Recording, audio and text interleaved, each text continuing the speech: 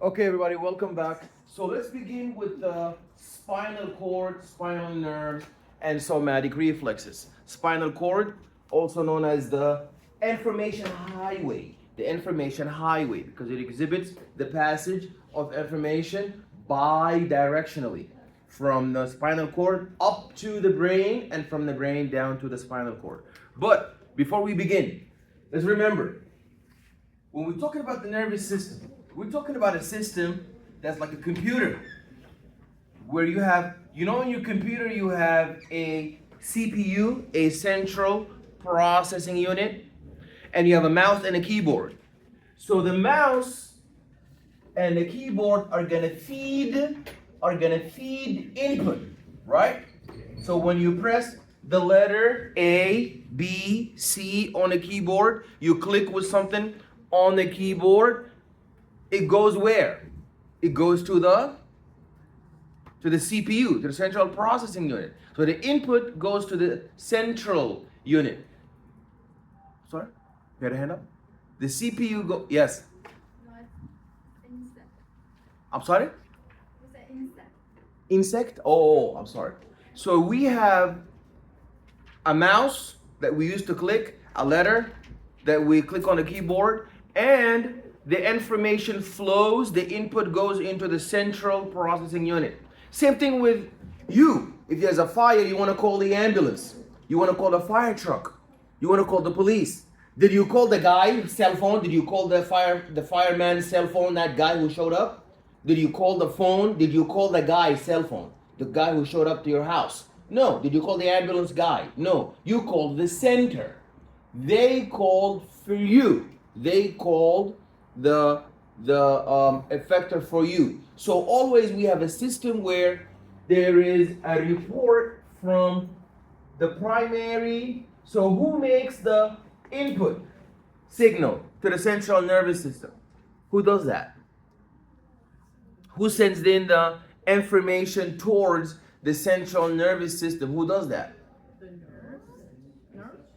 The receptor. Excellent. So we have a receptor, also known as a detector, also known as a sensor. It senses any deviation, something that went up, something that went down, something that increased or decreased. Remember, homeostasis is when we stay at the U range, EU, at the U range, not the hyper or hypo.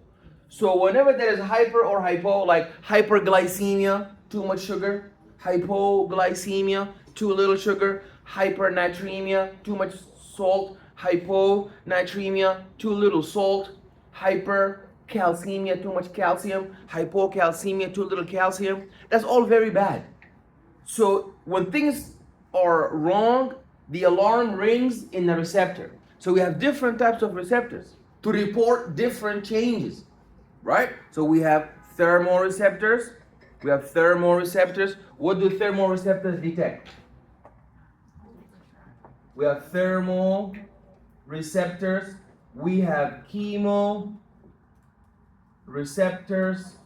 Those are thermoreceptors, detect temperature changes. Chemoreceptors detect change in chemical environment. And osmoreceptors,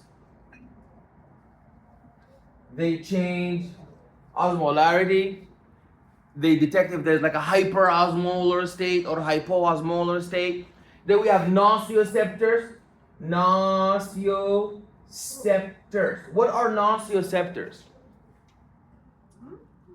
Nociceptors. Nociceptors are receptors who detect what? Pain. So thermoreceptors detect heat. Chemoreceptors detect chemical concentration. Osmoreceptors detect osmolarity. Nociceptors detect pain. And what's missing? Mechanoreceptors. Those detect mechanical pressure. Is that clear? Questions? So those receptors are going to send in an input. What kind of input is always sent to the central processing, where we process where we integrate, where we support, where we compare. This is a processing, integration, control center. That's the center that processes all the input.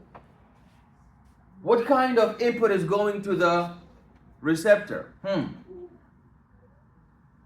Yes. Sensory? Yes, that's sensory. Excellent. So we have an input that is sensory. And we said the nerve that carries sensory input all the time is called what? Afferent. Excellent. That's the afferent nerve.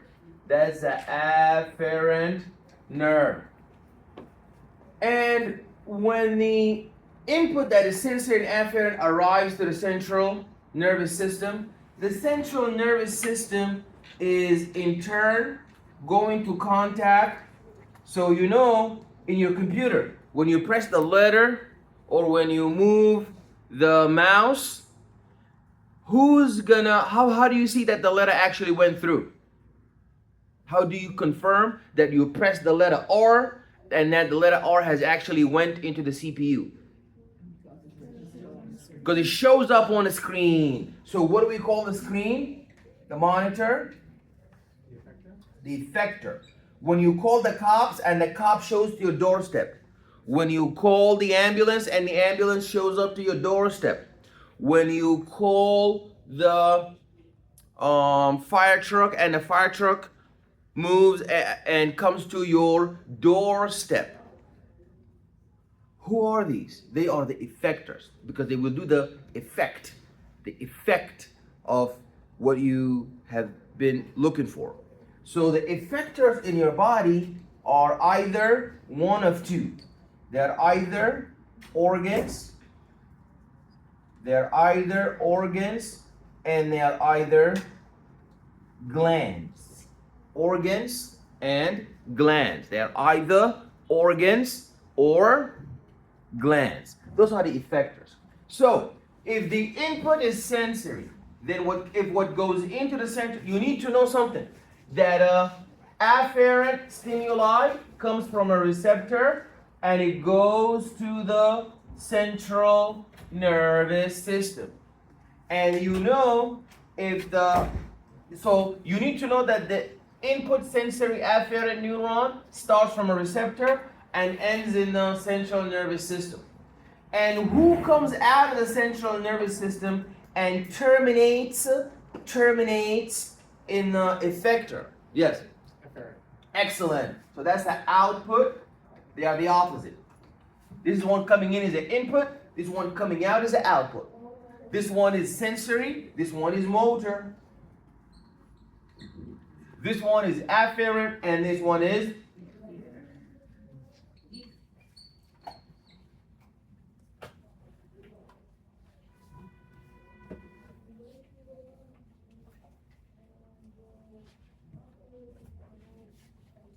output, motor, and efferent. There's one more thing, one big secret we were hiding that we didn't talk about before. Now it's time to talk about the secret. You actually have more than one line. You actually have more than one line. So you have two input lines coming in, two sensory lines coming in, and two afferent lines coming in. And you have also two lines coming out the central nervous system. You have two output, 1, 2, 2 motor, 1, 2, 2 efferent, 1, 2. Both of them are here. So what's the difference then? Yes? One's somatic and the other is visceral. Absolutely. So it wasn't a secret. We went over that. Yeah. Okay, all right. But it's good you remember. I'm proud of you. Very good. One is sensory. Oops, not sensory. One is what?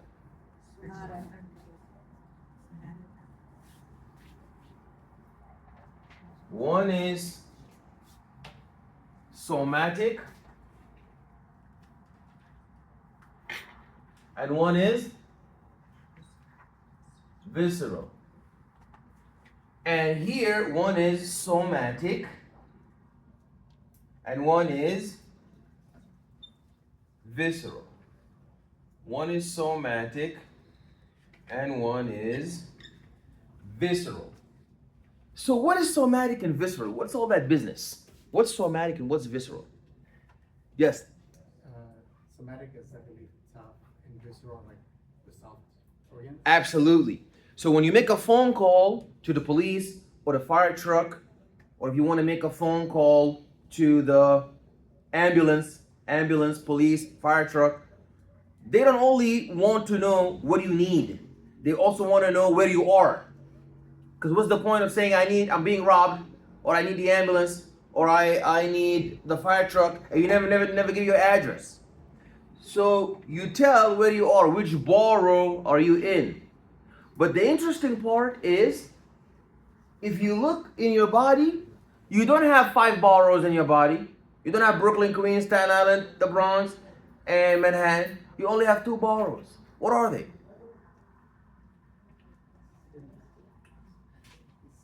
Somatic and visceral. Meaning you're either reporting these guys. Those guys are found everywhere.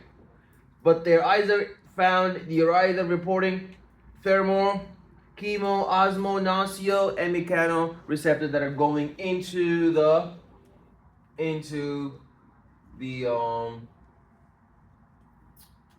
central processing center. Okay? Clear?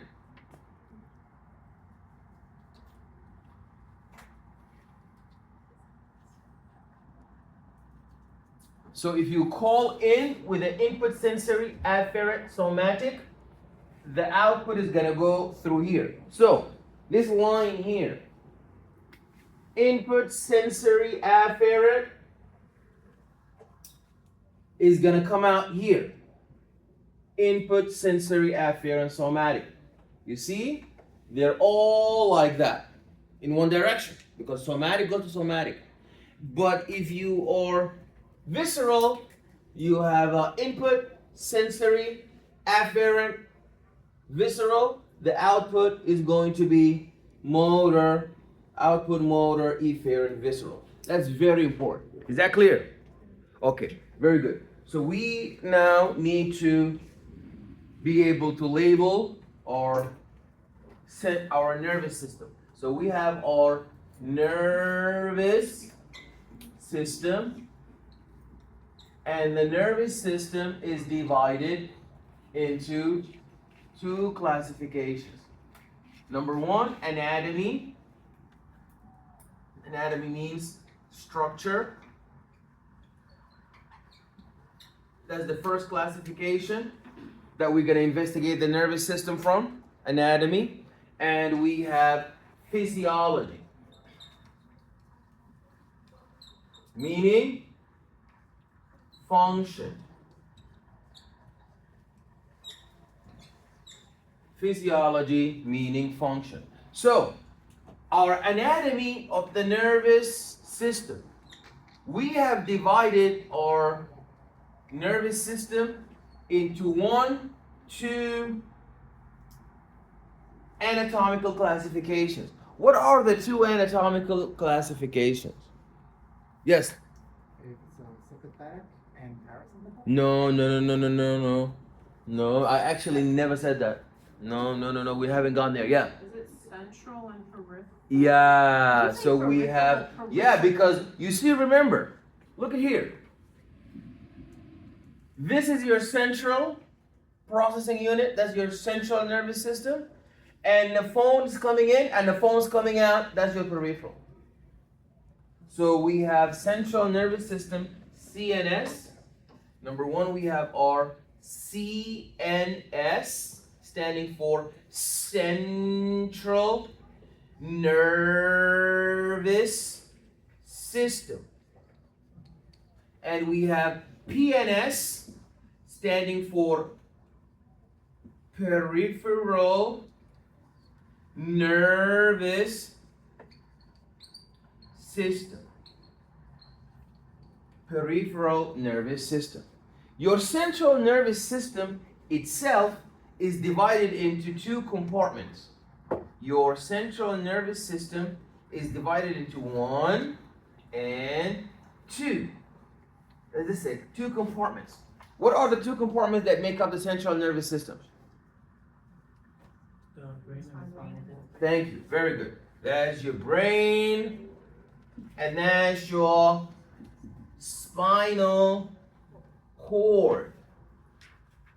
And your peripheral nervous system, structurally. Now we need structures, not functions, structure. So you can't say input, that's the function. Sensory, that's the function. Motor, that's a function. Output is a function. You can't put it there. What is a structure now?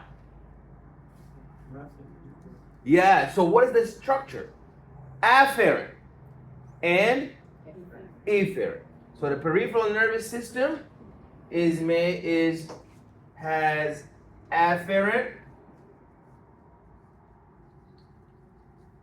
and efferent. Even the afferent and efferent are two. What are the two afferent neurons in your peripheral nervous system? You have two afferent, right? One afferent, two afferent. What are the two? Somatic. Very good. One is somatic. One is afferent somatic. The other is afferent visceral. So one is somatic and one is visceral. Efferent, we have somatic and visceral. Somatic and visceral. Are we clear? Questions? The brain. So now we're done with the peripheral nervous system.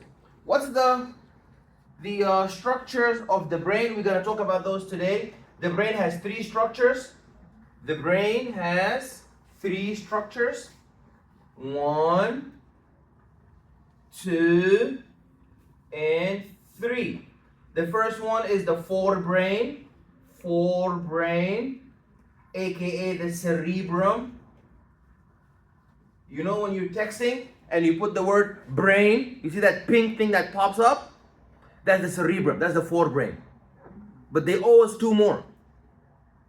If you say brain and you just put that one, that's actually the major part of it. That's the major part of the brain, the forebrain. But there's two more. You know the cauliflower structure? What's the cauliflower structure? Cerebellum. Very good. And the second one. That's the cerebellum. That's the cerebellum. That is the cerebellum. That's the cerebellum. The cauliflower cerebellum.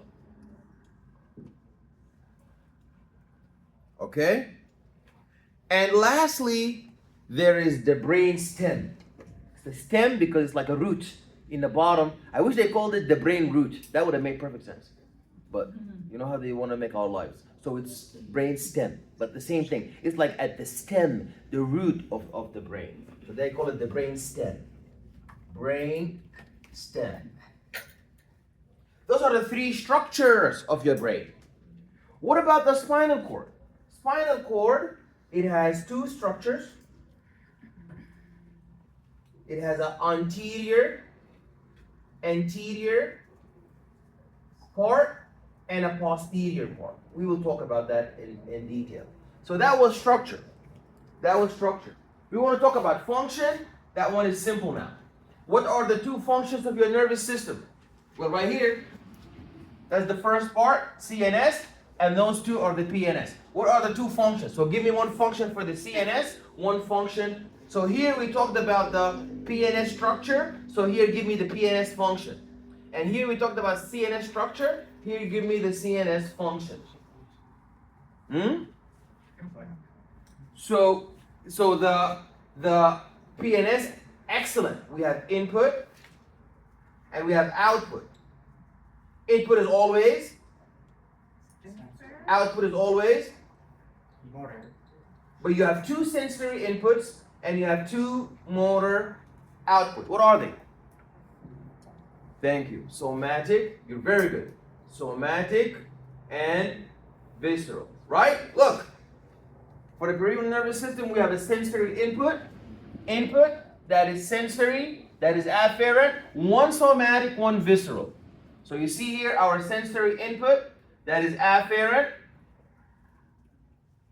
Our motor output, that is efferent,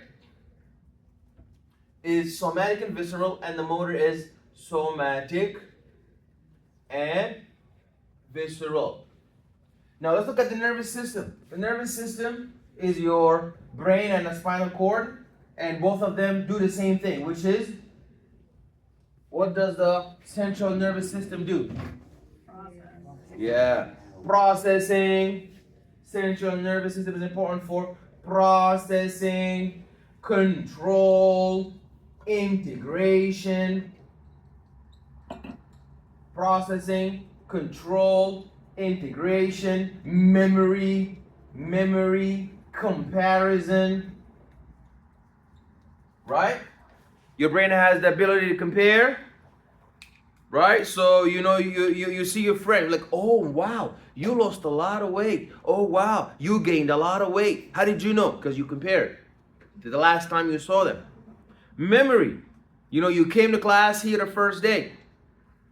You were looking in your schedule, the room number, you're trying to find out where it is, but now you just walk in. You again go back and look up the class and look up the room and come here all confused and walk in and introduce yourself to everybody. Now everybody knows everybody because memory. So central nervous system is important for the all of these functions. Today's lecture is about the two central nervous system components. What are the two central nervous system components? Yeah, so we're going to begin with the spinal cord, chapter 13. I wonder what's chapter 14 going to be? Exactly. So that's what we're going to do today. So, the spinal cord has a nickname. The spinal cord is called the spinal cord is called the information what? Information highway. Because information coming in, going up and down. Well, first of all, this is our brain.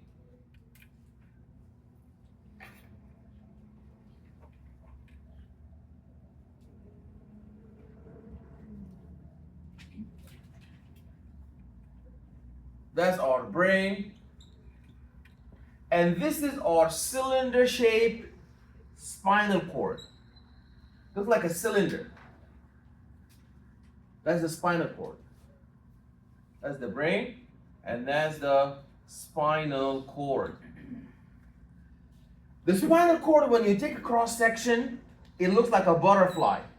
It looks like two horns. Like this. This is your spinal cord. This is your what? Your spinal cord. This is your spinal cord. Your spinal cord has two horns. You see the two horns? You see the two horns? Two horns at the top and two horns at the bottom. You see them? Yes. Two horns at the top and two horns at the bottom. But we don't say top and bottom. We don't say up and down. We say one is anterior because your spinal cord is not up and down. It's front and back. So we have front. This is the one in the front. The one pointing to the front, that's the front. And the one pointing to the back, that's the back. Front, that's back. What's another word for front we learned in anatomy? Anterior. What's another word for back? Posterior. What's another word for posterior? Thank you. Dorsal. What's another word for anterior? ventral. Excellent. So structurally, your spinal cord is divided into two parts, into two horns. What are the two horns? The first horn is the back horn, the posterior horn, the dorsal horn. The frontal one is the anterior horn, the ventral horn, and the frontal, ventral, and anterior horn. Do you get it? So those are the structural classification, anatomically. So if I'm looking at my spinal cord, that's my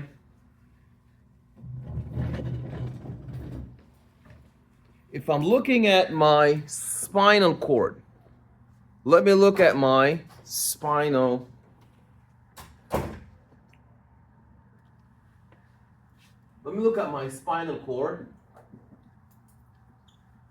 cord. Anatomically, and which means structurally,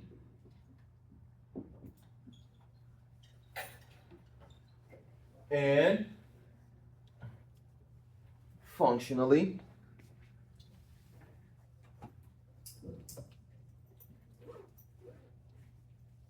which means physiologically,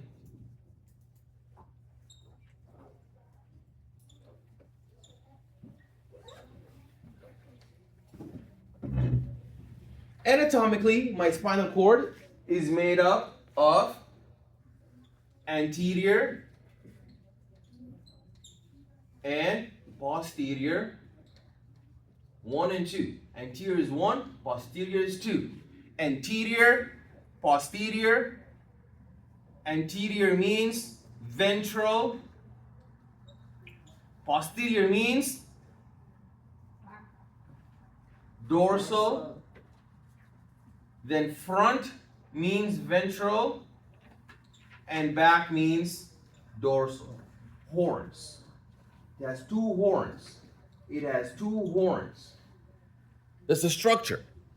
You know when you go to a school that is two buildings, what's the structure? First floor, second floor. That's just the structure. Now, do you know what's happening in first floor? Do you know what's happening in second floor? Do you know what's happening on first and second floor? No, because I didn't tell you the function. I just told you the structure. One at the bottom, one at the top. Here, I told you we have a frontal horn. We have a back horn. We have an anterior horn. We have a dorsal horn. We have a posterior horn. But did I tell you what they do? No. Now that's the function. So I tell you a school has 2 floors. Then I tell you the first floor is HR. The first floor is the counselor, is the administration, the bursar. The second floor is the lecture halls, the classrooms, the laboratory for the student learning. So the second floor is for learning, the first floor is for administration. You know what I mean? Now our spinal cord, we said anterior and posterior, but we don't know what does each one do. So the function is, the anterior is to receive motor function. So the anterior is to receive motor, is to generate motor output that is afferent. Oops, that is efferent. So all of the anterior, ventral, frontal horn is all of the anterior, ventral, frontal horn. That is going to be motor output efferent. And the posterior is sensory. The posterior is sensory. Input and afferent stimulation. The what? This one? Okay. Oh, we can do that? I never knew we could do that. Okay. Interesting. So, does that make sense? So now our spinal cord, that's the spinal cord when you chop it in with the scissors. It doesn't look like that. It looks like a cylinder, like a hot dog. But when you chop the hot dog in half and you look in the middle, it looks like a sausage. But the spinal cord, when you cut it in the middle, you look inside, you see the 2 horns. One front, one back. So, There's a disease. Anybody heard of Lou Gehrig's disease? Anybody heard of it? ALS. Very good. Very good. Very good. Very good. So ALS stands for amyotrophic lateral sclerosis. ALS. The ice bucket challenge, yeah, when they used to take cold water, pour it on their back. So those people now, they have a problem where? Here. They have a problem in the anterior horn. There is sclerosis, meaning there is deposition of fibers that destroy and damage their frontal, destroy and damage their frontal horn. Frontal horn is not working. So now, information, the sensory input coming in. So the sensory input, the input that is sensory, that is afferent, that is somatic, and also the input that is sensory, that is afferent, that is visceral, is all coming in. But is there any out? Supposedly there was supposed to be. There was supposed to be the same way we have two lines coming in, the same way we have two lines coming in, input, sensory, afferent, somatic, and visceral coming in. We were supposed to have output,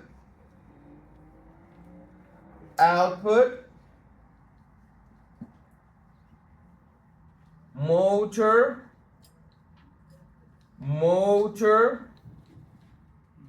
efferent,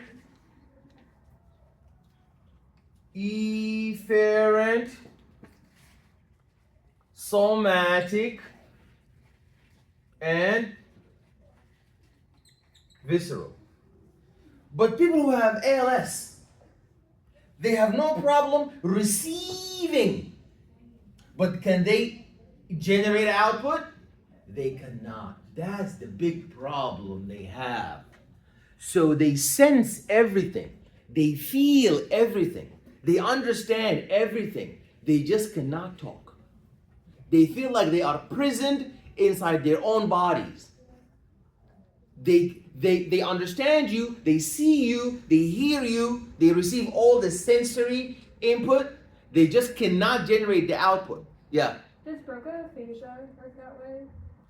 Broca's, yeah, so we're going to get to that in the brain. So Broca's aphasia and Wernicke's aphasia, absolutely. That's an excellent connection. Very good. But we're going to get to that when we're there. So remember, both of them have input and output. The brain and the spinal cord. So the spinal cord is going to receive input and is going to generate a output. Is that clear? The brain also, but we're going to get to that one when we get to the brain. But you're so right. You got it. So we have diseases in when we talk about disease, when you take pathophysiology, you're going to learn that diseases will happen in a structure and a function. So some patient will have a problem receiving input. Some patient will have a problem getting output. Some patient will have a problem processing, integrating. Anything can go wrong anywhere in the whole system we went over. So now, that's ALS. That's amyotrophic lateral sclerosis. Which part is damaged? The anterior part is damaged, not the posterior. The motor. So those patients, they hear you, they see you, they listen to you, but they cannot respond. So they feel that they are imprisoned in their own body, which is like a psychological torture, anxiety and depression, because they cannot respond. And people assume that they have no opinion. People assume that they have no impression, no feelings, because they cannot communicate their feelings. They cannot say, I am upset, or I am happy, or people assume that they have no feelings to say. No, they do have feelings. They just cannot get it out because the system is defective. Do you get it? Which makes these patients so upset that people judge them, that they have no emotion, they have no personality, they have no ideas due to a disease that they have that is impairing them from responding. Okay? Questions? Alrighty, so we're almost there now. Now the last part is, so we broke down a lot. So when we do the lecture, a lot will make sense. So that's our spinal cord. And it has its two horns, two anterior and two posterior. You have to know that there are pairs of spinal nerves.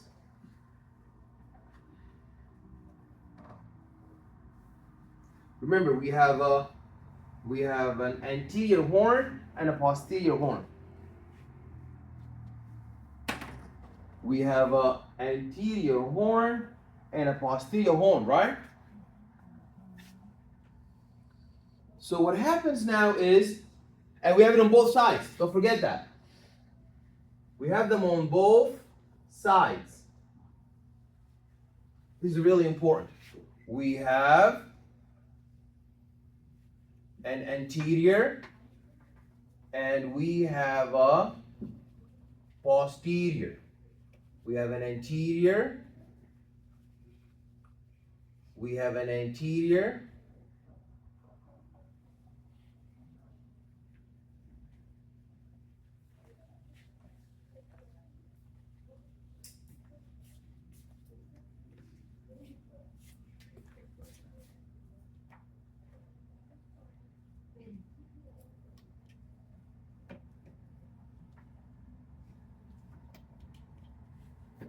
And it's cut in half.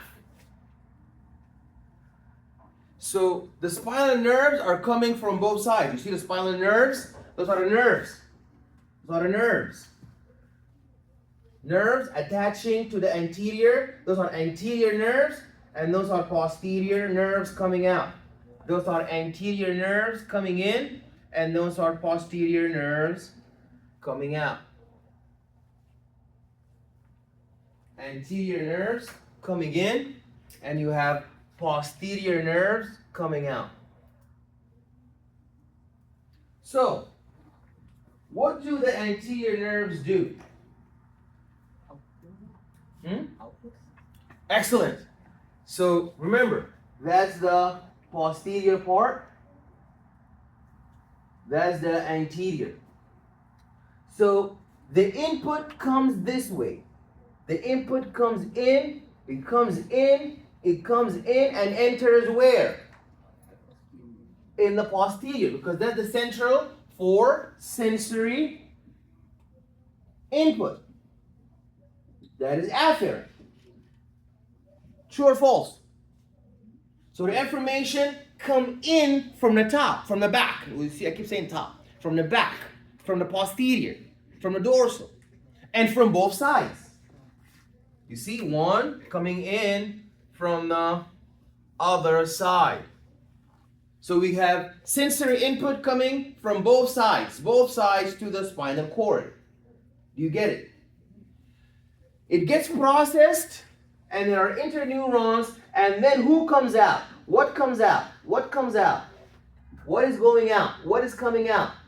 What is pointing out? The output. The output is now coming out. Do you get it? So all the input goes in posteriorly to bring in sensory information. Then the processing takes place, and then the output goes out. So there is one nerve that is bringing in the information and one nerve that is sending out the information. And is paired on both sides. One on this side coming in and one on this side going out. Like the highway. You know the highway has an exit. That's why they call it the information highway. It has an exit to bring you in, go in this direction, and an exit to get you out from both sides. Any questions? Any questions? Okay. All right. So now let us go into. Everybody got this down, right? Okay. Okay. Okay. We good? Oops.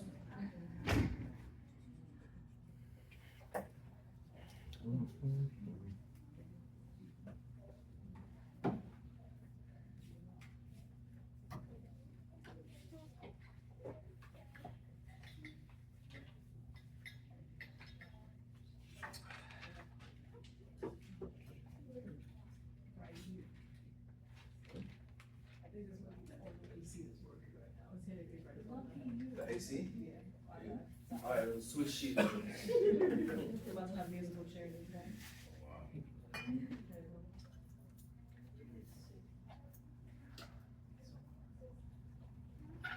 It's very hot.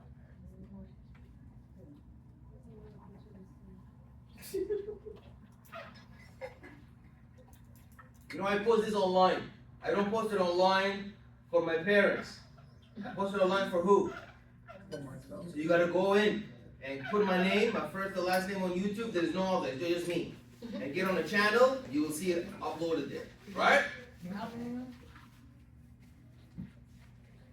Okay. So, spinal cord and spinal nerves. We went over those, right? Spinal nerves. We know what kind of nerves we're dealing with. Spinal nerves, the ones coming in and the ones getting out.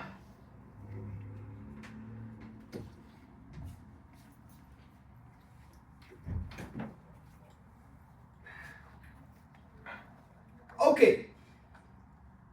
We begin by outlining the function of the spinal cord. The spinal cord is important for conducting sensory and motor information up and down the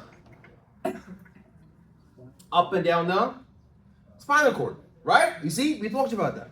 And oh snap, I forgot something. Oh snap. Okay, listen. It looks like information here. Where's my nice yeah, it's right there. Listen. This here looks like information is flowing horizontally only. Information is coming in and getting out horizontally. Oh no. What about the brain? Do we not communicate with the brain? Does the information not go up to the brain? Up to the brain?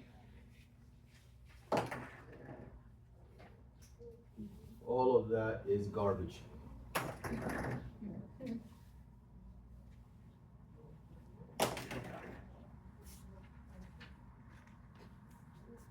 Going up. Up where? Up to heaven? Up to the brain. Or coming down from the. So if you go up, we call you ascending tract. If you carry information up to the brain, we call you ascending tract. And if you're coming down from the brain, we call you descending tract. One is ascending tract, one is descending tract. True or false? True. The ascending tract, since it's going up to the brain, do you think it's sensory or motor? Sensory.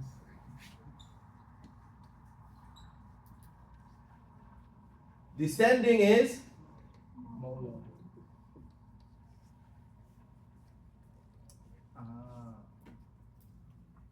because you know it's coming down from the brain. You know the brain and the spinal cord are like the federal government and the state government. State government rules with autonomy, the state. But when something crazy happens, like COVID, the federal government steps in. Or when there's like riots and protests, then Trump is gonna send the National Guard, like what happened in Minnesota. So the brain sometimes takes over. So you see, the motor is output,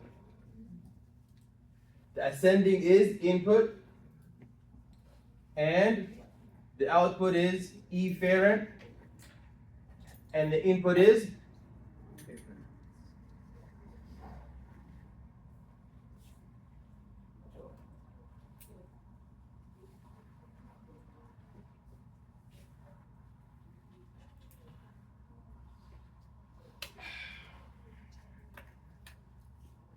so conducting, sensory, up and down. Okay? Ascending tract going up, descending tracts going down. So, conduction, nerve fibers conduct sensory and afferent up and down spinal cord. There's also neural integration in the spinal cord, because remember, we don't just come in and go out. We got to get processed. You know, like you don't go in a restaurant and walk out. You eat, then walk out. So the information that comes in the spinal cord is always getting processed, integration, control. You don't just walk in and come out. Locomotion is important for these CPGs, central pattern generators.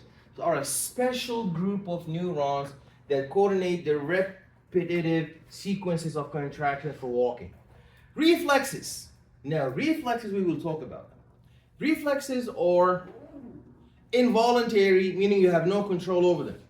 You don't tell your knee, hey, knee, the patellar tendon was just hit with a hammer. Why don't you flex and make a knee-jerk reflex? No, you don't do it. It happens out of your control. Then, reflexes are involuntary and they are stereotypical. What does stereotypical mean? Stereotypical mean, yes, means that they happen the same way. You know, in behavior, social behavior, they say that group is stereotyped for this. That group is so that means generally there is a repeating pattern of the same consistent behavior. So the reflexes are stereotyped, meaning they happen the same way no matter where or when. So for example, if you hit your patellar tendon with a hammer in the morning, then you hit it in the night, is it gonna say, well, it's at night now? You know, no, it's gonna happen again. It's gonna happen the same way over. Does it happen when you're young and when you get older it doesn't happen anymore? No, it happens when you're young, when you're old, in the day, in the night, male, female, obese, not obese. Doesn't matter what it is, they are stereotypical, happening all the time. And they are fast. Reflexes are quick. And the reason why they're quick, you know how we introduced what kind of afferent? We talked about afferent neurons bring in information, sensory input in. Efferent neurons bringing output motor out. But there are what's known as interneurons. Interneurons. Those are neurons that operate within the central nervous system itself. You know, does your 911 center only have a phone line for incoming calls and phone line for outgoing calls? Or do they have a phone line for themselves, like third floor homicide calls, second floor robbery calls, fifth floor arson calls, first floor HR, so they can communicate with each other, right? So those are called interneurons. They don't get out, they will happen in. So now if you have a reflex that involves a lot of interneurons, do you think it's going to be fast or slow? Fast. It's dealing with a lot of interneurons. So the less interneurons, the less middleman, the faster the job gets done, right? Because the interneuron is like the middleman. So if you have a lot of interneurons, it's going to slow down the output. But if you have few, 1, 2, you know what I mean? You call registrar, and registrar returns your call. Now imagine you call registrar forwards your call to bursar forwards your, that's what they do actually, and then they forward your call to this, and therefore then that's going to be very slow. So the less interneurons, the faster the output is. Are we clear? Yeah. An example of that. So an example of that is the reflex. So when you hit the patellar tendon, It involves, I'm not saying it doesn't involve at all any interneurons, but very few. That's why the knee jerk pops out quickly. Because it's very fast because it has no interneurons. But other sensations like tactile touch, pain, stimulation, tickling, all of that, heat, all of that takes time. Like it's not like you touch the stove and immediately you know, like it gets burned in a little while and then you actually withdraw. So that's a reflex too. So it happens pretty quickly. Something that is not a reflex would be like you shaking hands with somebody and feeling how cold their hand is. You know what I mean? Or like a little pain, a little contusion or a bruise on your arm that feels a little bit of pain. That's an example of something that requires a lot of interneurons because it detects where the pain is exactly and all that. So that's pretty slow. Reflexes are involuntary. Clear?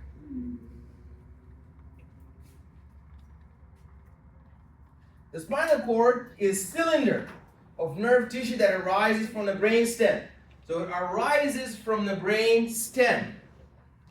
Where is the brain stem? The brain stem is here. It looks like a stem. It looks like this. That's the brain stem. And then the spinal cord begins. There is a big hole in your skull through which the spinal cord comes out. What do we call that hole? Foramen magnum. Excellent. Foramen magnum. So the spinal cord comes out of the foramen magnum. Spinal cord comes out of the foramen magnum and it occupies, you know, it's covered by your vertebral canal. Your spinal cord is covered by the vertebral canal, the bones, right? It's covered by the bones. Have you seen your vertebral canal in the lab? So the bony vertebral canal, your vertebral column, where the disc happens, herniated disc. On the bone, so inside the bone passes all the spinal cord. But if you look at it actually, the spinal cord, does it encompass the entire length of your vertebral canal or does it end somewhere before? It ends at the coccygeal, you mean? Yes. Yeah, so that is the last, so the vertebral bone ends at the coccyx. You're right, absolutely. You have a cervical bone, you have a thoracic, lumbar, sacral, coccyx. We're not talking about the bone. We're talking about the spinal cord inside it. Why do we have a vertebral column? To protect the spinal cord, like a helmet. Now this spinal cord, does it cover the entire bony canal? No. No. So that means the bony canal is gonna go down deeper. The bony canal is going to go down deep, but the spinal cord is going to end where? Upper 2/3. So if you divide your vertebral canal into 1/3, 2/3, that's the third, it ends at a 2/3, which is L1. Oh, wow. Your spinal cord ends at L1, lumbar spine 1. L2 and downward is not spinal cord, but it's not empty. That's where you get the epidural injection. So what happens now, this is actually very important. This is actually very important. Okay, so if you look at your spinal cord, we said that's the brain, and this is the vertebral canal.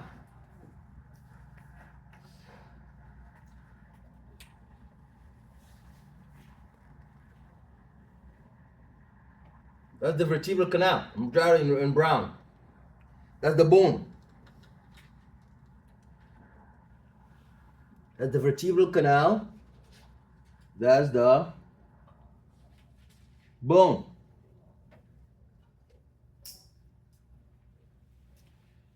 We divide into 2/3, 1/3, 2/3, and the rest, is it empty? No, the rest is, okay, the point at which the spinal cord ends. The point at which, you know, the spinal cord makes a cone end. A cone end. You know, the spinal cord looks like a cylinder and it ends as a cone. Looks like a cylinder and ends like a curved cone. Everybody sees that? What is the end cone called? The conus medullaris. The conus medullaris. Medullaris. What is the conus medullaris? It is the coney and the coney curvature of your spinal cord. No more spinal cord. And after the conus medullaris, there are nerves that are coming down like a hair of the tail of the horse. You know the horse has a tail with a lot of hairs coming down. So your spinal cord now, what fills the remaining last one? Remember, we have 2/3. 1/3, 2/3, and the conus medullaris. The last 1/3 is occupied by these nerves that look like hairs coming down like the tail of the horse. What do we call that? Coda equina. Coda, you know equina, like the equestrian, like riding a horse. So the coda equina, the coda equina, the coda equina, meaning that those are the tails of the spinal cord, but they're not tail, they're not hair, they are nerves, called the coda equina, meaning literally in Latin means the tail of the fish. Fish. Somebody says the tail of the fish. Does fish have a tail? Yeah, they have a tail, but they're not hairy. It's the tail of the horse. Remember I said equestrian horse? Tail of the horse. So the inferior margin ends at the L1. Who ends at the L1? The conus. No. Medullaris. The conus medullaris is the curve that ends the spinal cord. How thick is the spinal cord? 1.8 centimeters. Do you need to know that? No, that's just general important information. Average 1.8 centimeters thick and 45 centimeters long. It gives rise to 31 pairs of spinal nerves, right? Gives 31 pairs of spinal nerves. What are those spinal nerves? No, spinal nerves are these guys, those here, coming in and getting those. Those are the spinal nerves that are coming in from both sides. Those are the spinal nerves. But the coda equina are nerves that come down. This is where you do the epidural anesthesia injection. We're going to go over that. Okay. There are 31 pairs of spinal nerve. So we're going to divide our spinal cord into segments. We're going to divide the spinal cord into segments. The top, you have 8 cervical segments. You know the bones, you have 7. The bones, you have 7 cervical vertebra bone. But between the 7, you have 8. Actually, you have 8. You have 8 cervical nerves. You have nerves. 8 nerves, but 7 bones. So the first 7 are the cervical. Then you have 12. What are those? Thoracic. Very good. Then you have 8. What are those? Lumbar. And lastly, you have 5. Those are the and 1. Excellent.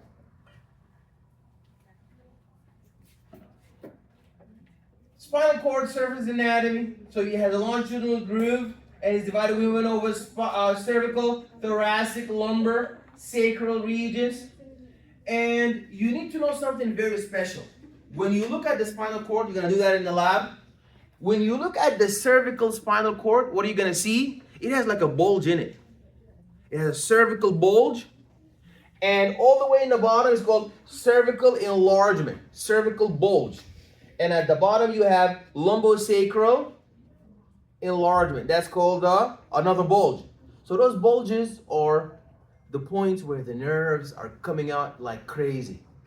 So now the upper cervical enlargement is important for moving the upper limbs. They are called plexus. Plexus. What's a plexus? Plexus. Plexus means braid, but not a braid of hair, braid of nerves. Those braids of nerves are coming out of the cervical bulges. The cervical bulges give out the nerves that are coming out to move your upper limb. So all upper limb nerves are coming out of where? The cervical enlargement. And what about the lower limbs? Do you not move your lower limbs? Yeah. So where do the lower limb nerves coming out of? Lumbosacral. Medullary colon, the conus medullaris. We went over that. That is the The inferior end of the spinal cord. The coda equina, that is bundle of nerve roots. Remember the conus medullaris ends at L1. So from L2 all the way to sacral, those are the hairs of the nerves, the coda equina. Okay, so you see here the cervical, and this is the subarachnoid space, and then this is the end, the medullary cone, the conus medullaris. And now you see the hairs coming down the coda equina. Spinal cord, you see, and those are, you see the spinal nerves coming into the top, bringing sensory information, going out the bottom, taking out the motor stimulation. What are the meninges? You need to know something very important. Imagine somebody they have a head. On the head, they wear, you know, the beanie, or like those really tight, covering hats that cover the contours of your head. How is that? Is that similar to a helmet, for example? Is like a beanie or a durag? Is it similar to a helmet? No, because the helmet doesn't touch your skull, doesn't touch your head. It's all around it, right? It's all around it. But the beanie is touching it. Same thing, your spinal cord and the brain. They have a beanie touching them, around them, on their contours. This is called the pia mater. Then on the top of that, there is another layer known as the arachnoid. Arachnoid, like a spider. Looks in a tissue, slide in a histological section, fixated under the microscope. What do you see? You see arachnoid matter. Then there is a third layer of connective tissue known as the dura mater. Then a fourth layer, that's the vertebral canal. Okay, you guys look lost. You guys look lost.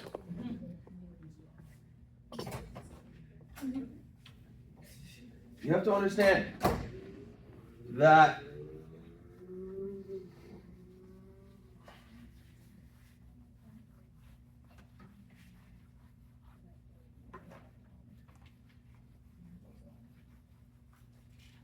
listen up. What do? You have the pia mater. That's the pia mater. What does mater mean? It means mother, mom, mother. Pia mater means the soft mother, because it's touching the spinal cord and the brain. It's like, you know the hot dog? The hot dog has like a non-edible layer around it, the sausage. Yeah, you see that pasty layer around the hot dog? The brain has a layer around it. It's called the pia mater, the soft mother. Then you have a spider mom, another layer. What do we call the spider mom? Arachnoid mater. That's the spider mom. Looks like a spider. It's a spider web. Then there's a third layer. What is that known as? The dura mater. Dura means tough mother. Arachnoid, spider mom. Pia mater, soft mom. Then encompassing the three of them is who? Who's covering all of them? Who's covering? So there's like three layers. The dura mater is the outermost superficial layer. Then the middle layer is arachnoid mater. Then is pia mater, and then is your vertebral, not skin, your vertebral bones. Your bones, right? Your bones. So when you give an anesthesia, when you give an injection, when you give like a anesthetic injection, the injection goes here, between the vertebral bone and the dura mater. That's what causes the anesthesia. Clear? Yes.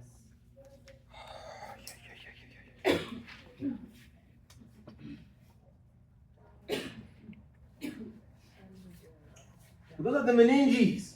Three fibrous membranes They separate soft tissue of the central nervous system from the bones.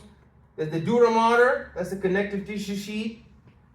And we also have the arachnoid mater, adherent to the dura, separated by the pia mater, spanning the subarachnoid space. And then the pia mater, which is the soft layer. You see, that's the bony. Now you see the, do you see your horns? Your two horns? Yeah. See the spinal cord? Yeah. See the spinal nerves coming in, coming out? Blue is your pia mater. No, the pia mater is like a bean, wrapped around like a hot dog, touching a spinal cord. That's the pia mater. Blue is a spider mom. You see? The arachnoid mater. And then red is the dura mater. Then there's a lot of fat tissue, and then there is the vertebral bone encompassing all of them. Clear? Yes. You see now, that's another cross section. You see here in brown, that's the dura mater. In blue, arachnoid mater. In pink, that's the pia mater. And here you have the spinal cord. Gray mater is gray because it doesn't have the myelin sheath. The myelin sheath is white and pearly. The myelin sheath is white and pearly. That's why we have bright pearly white color due to the myelin axon bundles coursing up and down the cord. Those are the white mater. Gray mater. Those are dull in color. They have no myelin. They contain neuron cell bodies, dendrites, and proximal portions of the axon.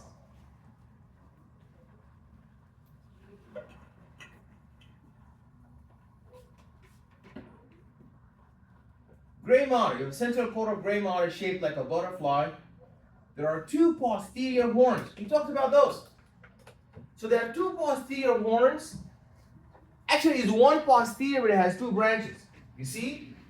It's one posterior, but it has one coming to the left side, one to the right side. And two anterior. One going down the left, one going down the right. So two posterior horns, two anterior horns, additional lateral horns presenting the segments from thoracic to the... Okay, so you see now, that's the spinal cord. You see the spinal nerves. The spinal tap or the lumbar puncture is placed where? In Lumbar. the coda equina region between the dura mater and the Visceral bone.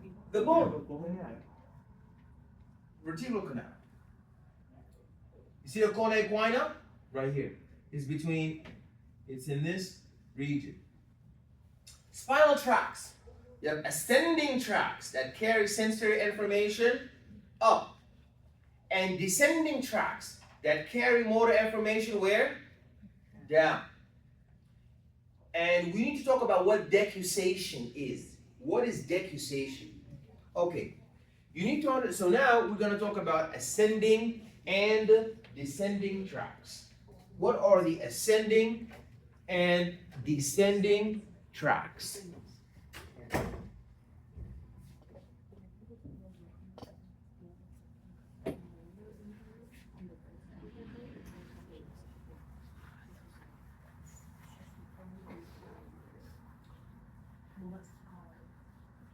What are the ascending and descending tracts?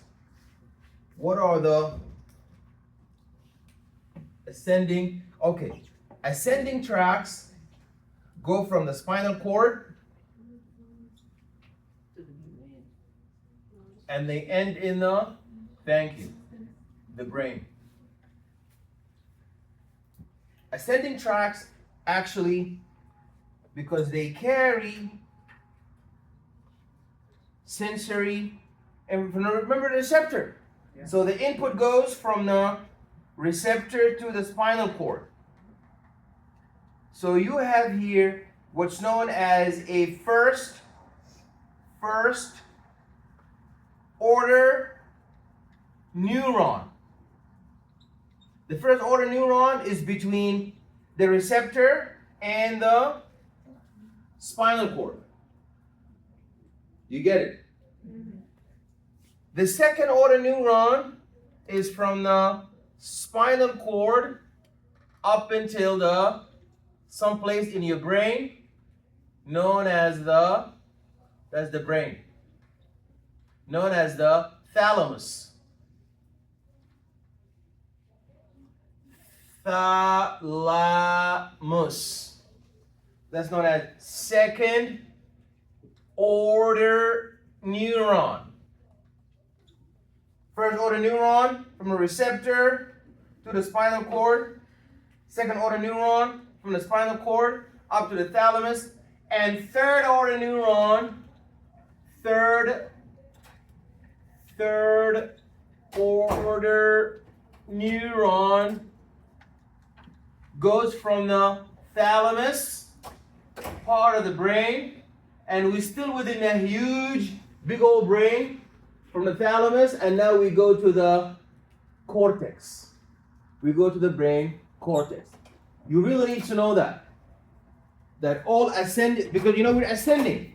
Ascending is like that. It's like here. Ascending, going from a receptor, detector, sensor, going to the processing, integration, and control center. You get it?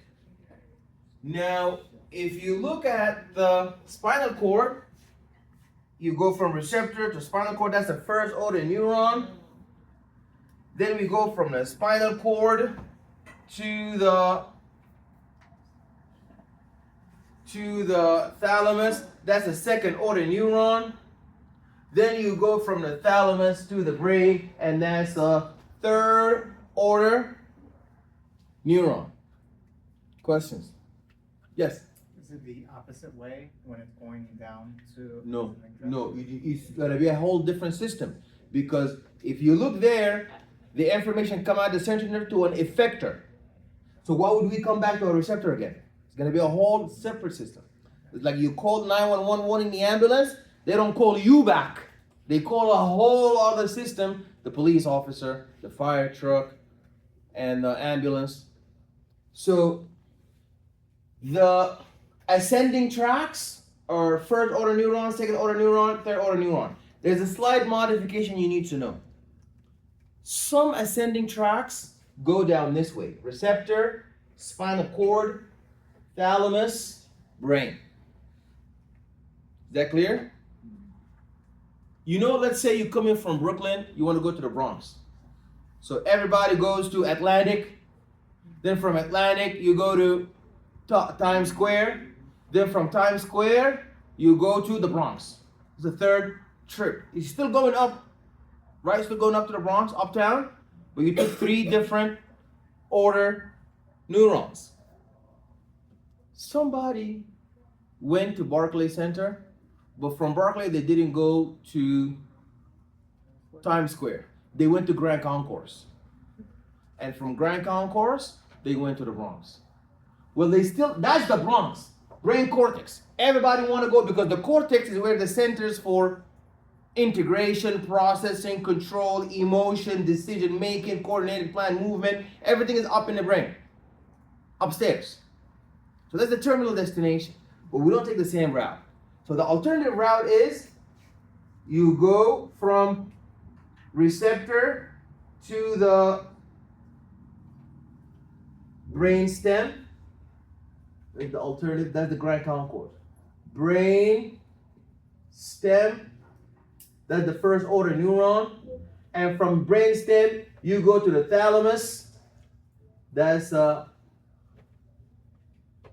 second order neuron. And then once you get here, you take the same route. Going up to the brain. Oops, thalamus is right here. There's the thalamus here. So they both converge in the thalamus. So one goes receptor, spinal cord, Barclays, spinal cord, thalamus, brain. This one goes receptor, brainstem, thalamus, brain. But in the end, we're gonna go over that again. But what you need to know is ascending. You take 3 order neurons, and you need to know which is which. Order neuron, first one, receptor, spinal cord or receptor, brainstem. The second one is spinal thalamus or brainstem thalamus. So it's like we have 2 first order neurons, right? We have first order neuron A that goes to the spinal cord, and we have a first order neuron B that goes to the brainstem.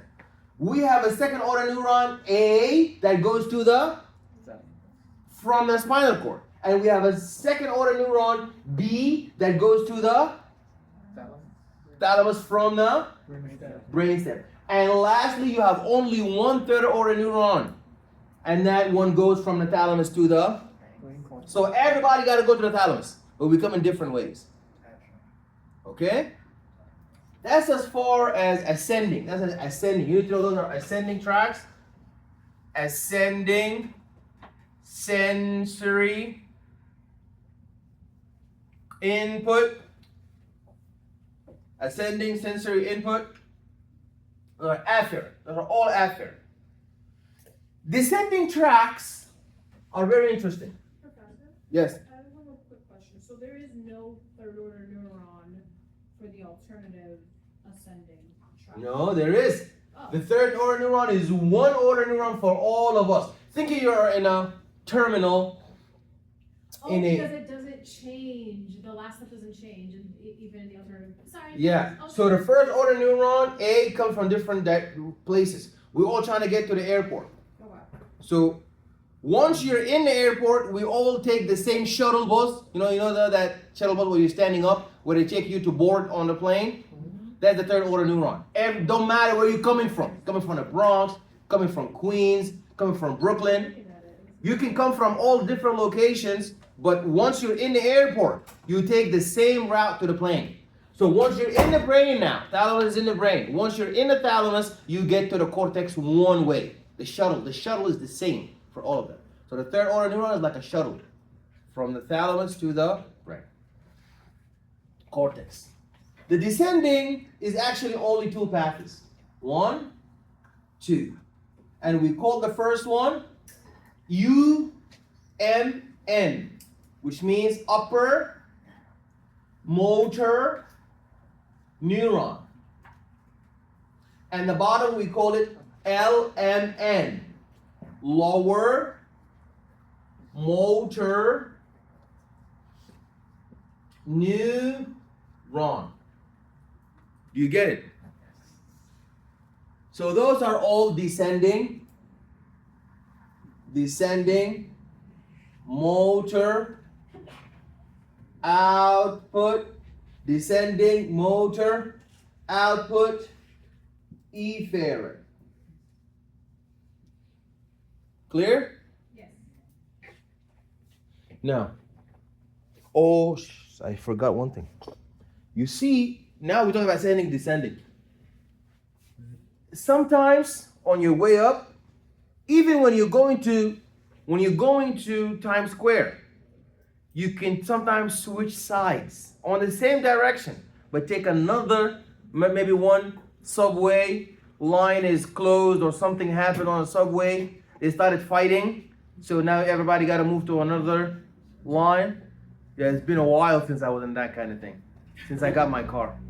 When I first started, when I was just taking the subway, it was bad. It was very bad, making me late, everything. Now when you have your car, it's a lot better. So yeah, so your pathways ascending are the same.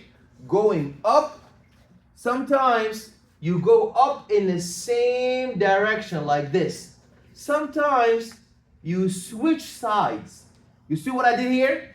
You see what I did here? It's like you take a subway line that takes you from point 1 to point 2. The other alternative line, you still go from 1 to 2, but you have to cross the other side. This crossing is called decussation. Decussation. Decussation is when you shift to the other side. You get it? That's why your brain, the right side, control a little bit of the left. Right? You know our eyes, humans, our eyes are so special. They're not like the animal's eyes. The animal's eyes, they have a right eye that sees the right field of vision only. The left eye sees only the left field of vision. But us, our eyes are stereoscopic. Stereoscopic. Stereoscopic. Stereoscopic meaning that they are round in the middle and they see a little bit of both. So the right eye sees the right side and a little bit of the left. The left eye sees the left side, a little bit of the right. Your brain, you know, some people they have, your brain is like two half globes that connected at the bottom at the stem that they refuse to call it the brain. They don't want to call it the root, but it's the brain stem. So they all have globes, but they connect in the brain stem. If you now look, somebody can have a right-sided stroke and the right side doesn't move. And somebody can have a right-sided stroke and the left side doesn't move. So that means the one who is right-sided stroke affected the right side, and one right side affected the left side because that pathway decussates, shifts over. So now you understand the significance of decussation. Decussations gives your central nervous system the ability, your brain, the ability to control both sides of the body. So right side controls the left and decussates to the right. Left side controls the left and decussates to the right. Clear? That's decussation. So, if your pathway goes one side, right side brain, right side of the body, that's called ipsilateral. Ipsilateral. One side to the one side, ipsilateral. But if the right side controls the left side, that's called contralateral. You control the other side. That's contralateral. Okay? Questions? Contra ipsilateral.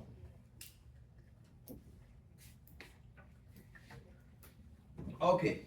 You see now? Those are our ascending tracks. Those are the descending tracks.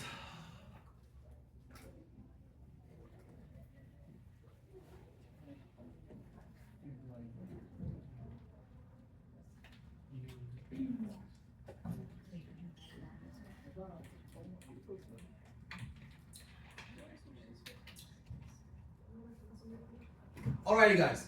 Everybody sees here? Everybody see where my mouse is? Yes. My legs, that's it. Shut down. My motor output, my anterior horn of the spinal cord is gonna take a break till the end now. Alright, so let's just now use the dorsal, the sensor. You see here, if you see that, if I tell you what is this nerve where my mouse is, should you be confused? What is this nerve here where my mouse is? Raise your hand, please. Raise your hand, please. Yes. Anterior? That is an anterior nerve that is doing what? Output? No. Anterior is here. That's anterior. That's anterior. Look at my drawing. Where is anterior? Where is anterior posterior? Anterior is? That's anterior. And that is? So the nerve going to the back door, that's bringing what? Sensory input afferent. Tell me all three. And the nerve that is coming out from the bottom here, this is a? Motor output coming out from the anterior. That's motor. Another thing you need to know. You know how if they tell you, on a Chicago-New York trip, do they need to tell you where the trip started, where it's going to end? No. Chicago, New York. So it started from going to New York. If I tell you spinal thalamic tract, do I need to tell you if it's ascending or descending? No. Because spinal means spinal, thalamo means Thalamus. That means I'm going up. Spinal reticular. Spinal means down. Reticular formation is where? So that's the ascending tract. Tectospinal. The tectum is found in your. Well, listen. All you need to know is one. The other one has got to be in the other. So if I tell you spinal thalamic, even if you have no idea what thalamic is, it's got to be in the brain, because you know the ascending tract is from the spinal to the brain. Descending is from brain to the spinal. So all you need is one word, and the other one has got to be the other one. So if I tell you spinal thalamic, I never told you nothing about thalamus, I never told you nothing about reticular formation, I tell you spinal reticular, you absolutely know that's a ascending. Tectospinal. Corticospinal. That's coming from the cortex. That's the dangerous one, the damage. Cortico, that comes from the cortex. The most important, cortex means roof. So you have, when you do the next semester A and P2, when you're doing the kidney, they will talk about cortical nephrons and medullary nephrons. Medulla means bottom, roof. Nope, medulla, roof is cortex. Medulla means root, stem. That's why we have the medulla oblongata at the bottom, and we have the cortex at the roof. So roof, that's the top point. You don't go above that. And that's that. Your roof of the brain is where all the centers are.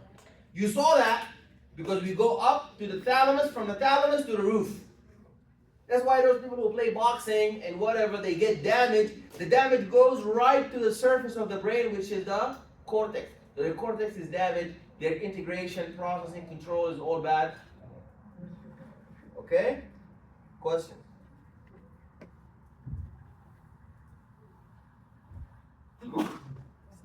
Ascending tracts. We talked about first order neurons. They detect stimulus and transmit signal to spinal cord or brainstem. You see that? Good God. So you see here, the first order neuron detects stimulus and transmit it from the spinal to spinal cord or brainstem, but from the receptor. You see here, a receptor to the spinal cord, that's the first order neuron A, or you can take another route, receptor to who? Brainstem. Very good. The second order neuron, it depends on where you ended. If you ended at the spinal cord, you go spinal cord, but still gotta end up where? In the thalamus. But if you took the other route, you went in the brainstem, you go from the brainstem to the thalamus. See, that's route 2B now.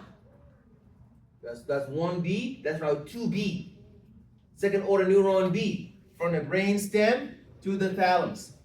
Then no matter where you come from, once you get to the thalamus, the shuttle is the same. Third order neuron is the shuttle that will take you the carrier signal rest of the way to the sensory cortex, to the roof. You board the onboarding, you board to the cortex with one shuttle, the third order neuron. No 3B, 3A, no 3A, no 2A, 1A, 1B, all that kind of stuff is happening down. I come from the Bronx, he comes from Queens, she comes from Staten Island, but once we're in the airport, we gotta take the same shuttle. Spinal thalamic tract. Now those are special tracts to tell you what they carry. So the spinal thalamic originates in the spinal cord, ends in the. What kind of information does it carry? Pain sensation from nociceptor, pressure from mechanoreceptor, temperature from thermoreceptor, light touch from osmo, touch is mechanoreceptor also. Tickle, mechanoreceptor, itch is axons of second order neurons.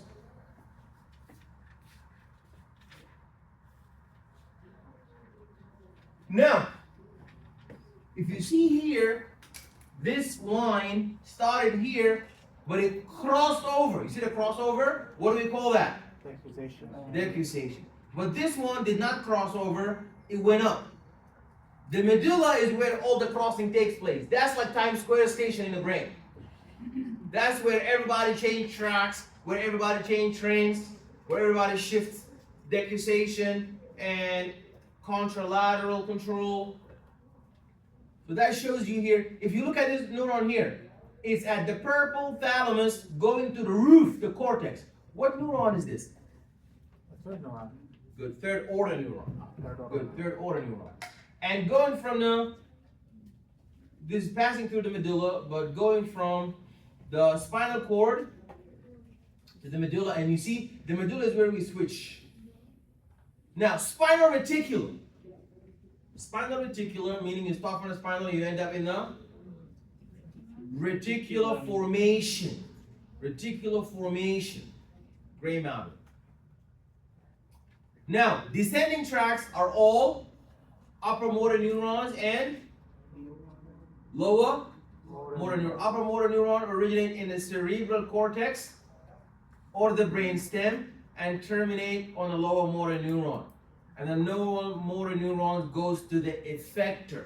The lower motor neuron goes to the effector. So we have two upper motor neurons, huh? Upper motor neuron A, which is cerebral cortex to the lower motor neuron, and B is brain stem to the lower motor neuron. Is that clear? Because like I told you earlier, when you put brain in your phone, it just shows that purple cerebrum. That's not the only part of the brain. The brain stem is very important. Even if your brain is working, the whole big pink one that shows up on the text, which makes up about 83% of your brain, if it's okay, and that little brain stem is damaged, the whole brain is not working. You see how it's a big station, like all the second order neurons come there.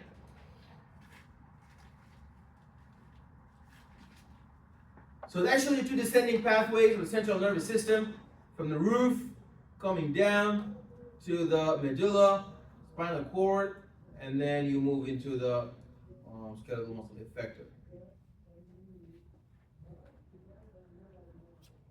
Two descending pathways of the central nervous system.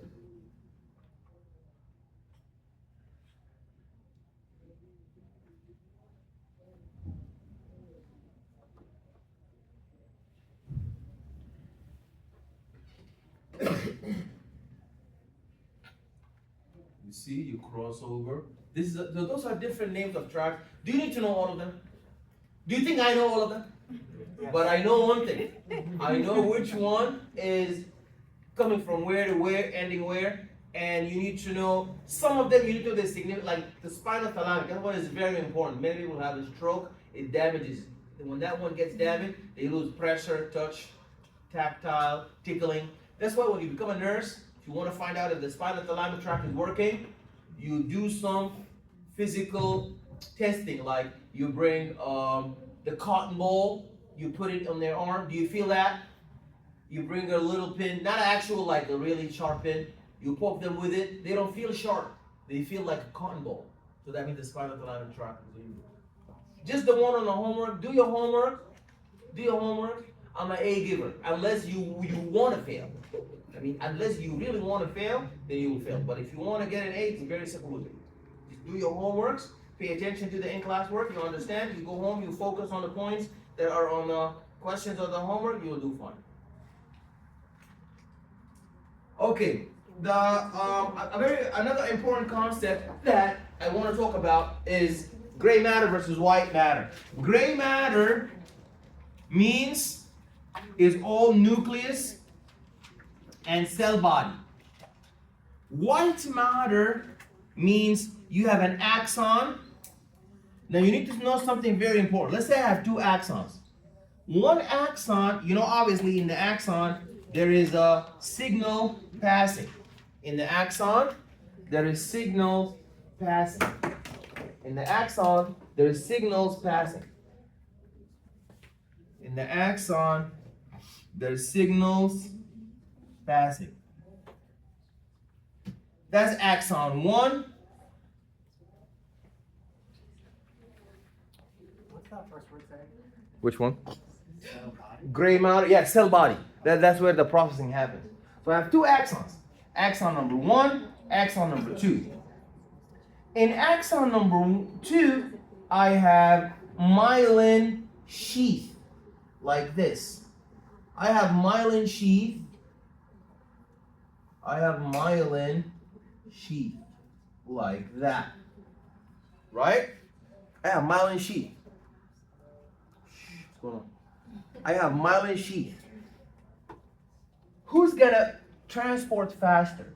The one that goes in a straight line, or the one that jumps like that, jumping over? No. Who gets to the door faster? One who takes small steps, or the one who hops like a rabbit and a kangaroo, and who goes faster? Like right now, if there's fire and we need to get to the door, who's gonna get first? The one who takes step by step like this, or the one who hops? So the same thing, if you're hopping over, what's the name of these nodes? Those are called nodes. Those are called nodes. Nodes of Ranvier.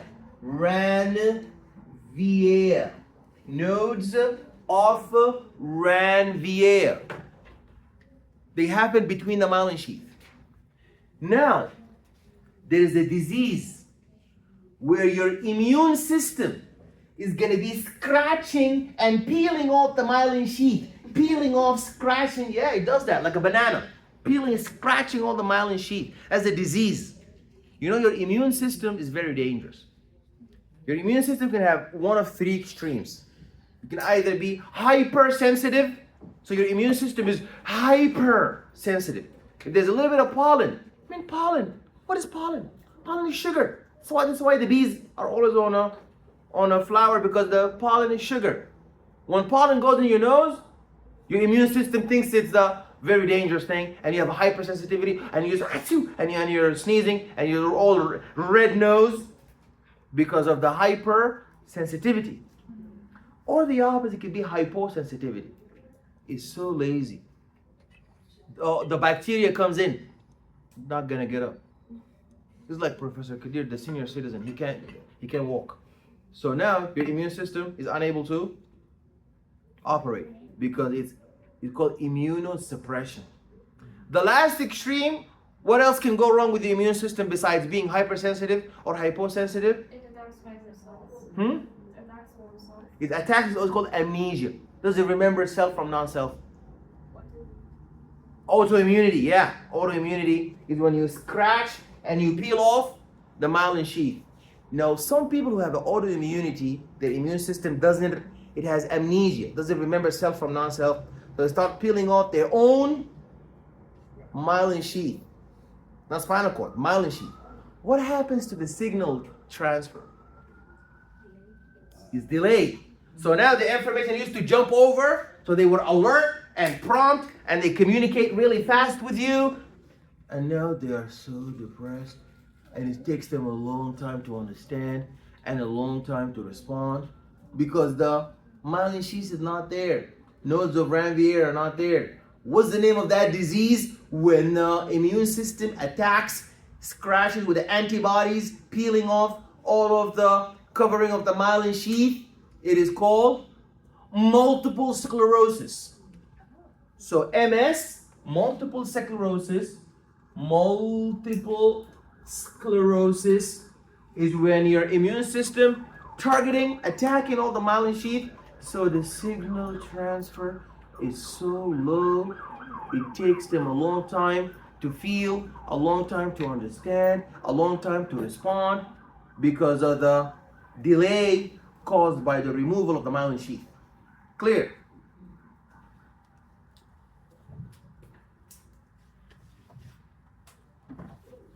Okay, how does the nerve look like? It has those around it. This is the epineurium. That's the outermost layer. That's like the hot dog layer around the whole nerve. And then this is the epineurium on the outside. This is the perineurium, the inside bundles. Then there is the endoneurium, and that's the one that is covering the actual nerve. And you see the myelin sheath? So the myelinated fibers. Sensory nerves. What do? They are composed only of afferent fibers that carry signals from sensory receptors to the central nervous system. Include nerves for smell and vision. Motor nerves are composed only of afferent fibers, carry signals from central nervous system to muscles. Mixed nerves consist of both afferent and efferent fibers. They are the most common type. Based on an organs they innervate. Sensory and motor fibers can also be described as somatic or visceral. What's the general sense and a special sense? What's the difference between a general sense and a special sense? Of course, one is special because the name says it's called special sense. But what does that mean? Special sense. And okay, special sense is a sense that you are aware of. Hearing, there's wax in your ear. I can't hear well because it's a special sense. You are aware of it. You're conscious of it. Vision, you can see. I can't see no more. That's a special sense. Smell, I can't smell so well. Do I have influenza?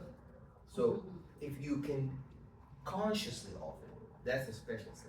A general sense is the one you're not aware of. It happens in the background, backstage, secret, like your heart rate. Because somebody said, my heart rate is up, my blood pressure, my breathing rate. No. Students tell me, Professor, you can tell if somebody's heart rate is up. No. You tell the consequences of it going up, like the chest moving up and down and all that kind of stuff. But you do not feel your own heart rate going up. You feel palpitation, which is a clinical symptom, clinical sign that your heart is pumping. But you don't feel the heart rate. You don't feel the breathing rate. You don't feel your breathing rate going up and down. But the inspection, the person looking at you, they can tell. You can obviously be aware that you're gasping for air. But that's not the same thing as being aware of your breathing rate. So if you can feel a sense, it's a special sense. And that's the most important one. That's the one that affects the general sense. Why your heart rate went up? Because you saw the pit bull. You got so worried. You entered into a fight or flight. So you saw a pit bull. You saw a lion. Why your heart rate calm and nice? Because you're in the cruise. You saw the water is blue. And you know that kind of stuff? You know when you go to like nice places in the world, why people go on vacation? They go on vacation because they don't see homeless anymore or rats.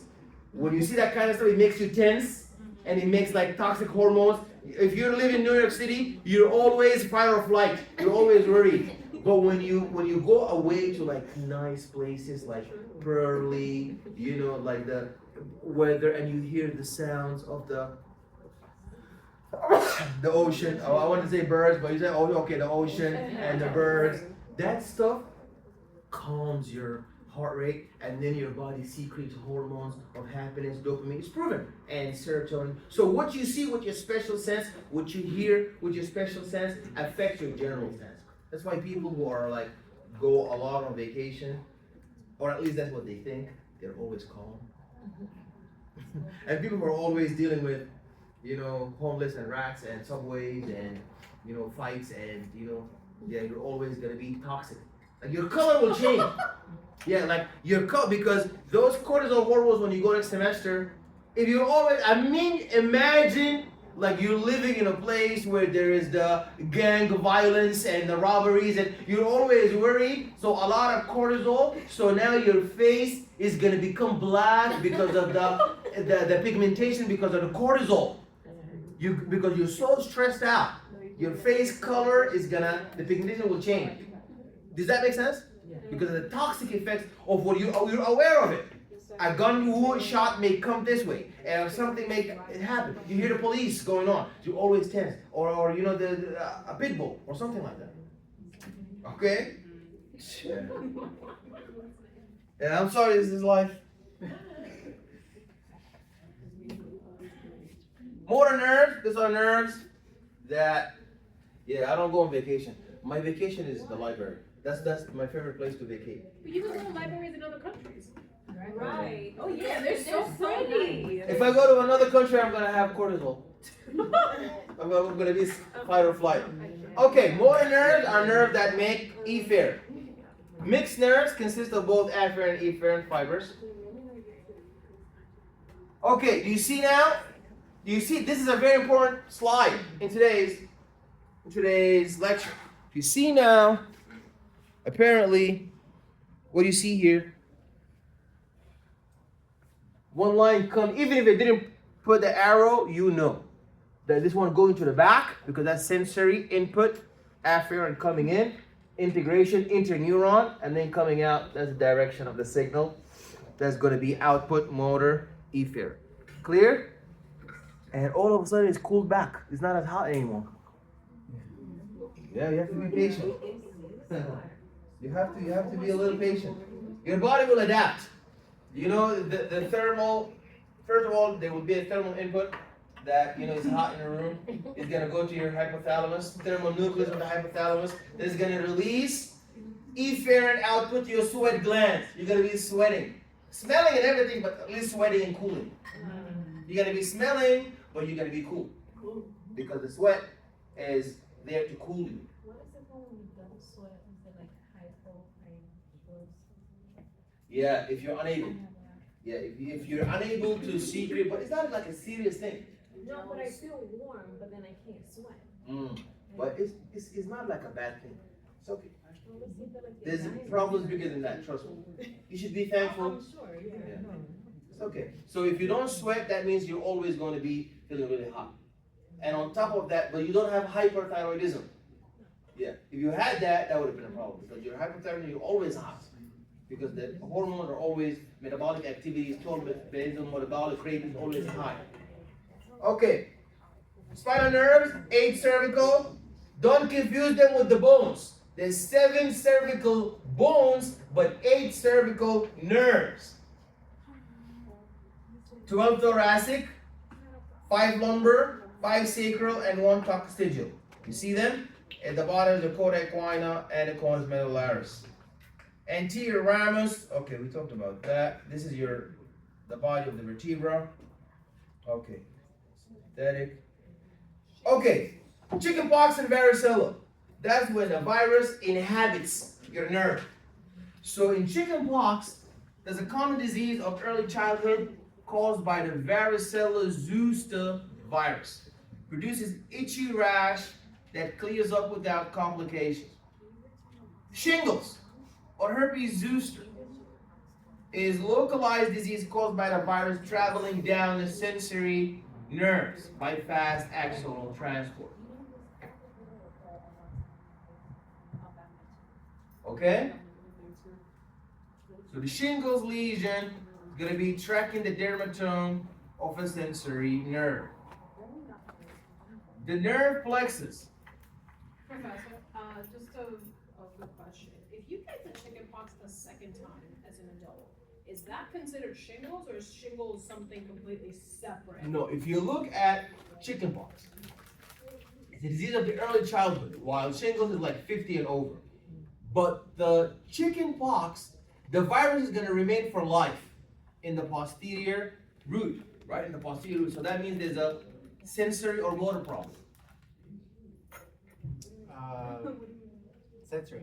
Sensory problem, right? In the posterior root ganglia of your spinal cord. So the posterior root is damaged. In shingles, is a virus traveling down the sensory nerves by fast axonal transport due to the immunosuppression. So childhood chickenpox vaccinations reduce the risk because viruses kind of look similar, some of them. So if you get it a second time, it is not shingles. They are 2 separate diseases. Okay. One, you are in the ganglia, while the other one, you are in the nerve that is bringing in the input. And the other one, you're inhabiting the posterior. You're inhabiting the posterior horn. In zoster shingles, the virus is living in, just like, you know, amyotrophic lateral sclerosis, Lou Gehrig's disease. Lou Gehrig's disease affects the anterior horn. Shingles affects the posterior, but it's not as bad though. It's just an infection. The posterior root ganglia is infected with the herpes zoster. But the lateral sclerosis, you have a complete damage, destruction. It's like lung fibrosis. When you have fibrosis, it means the tissue has been completely changed, morphed. It's no longer the cells, it's like fiber now. Due to it, because there's damage beyond salvage, damage beyond repair, damage completely. Like it's like when they replace a knee with like a metal piece.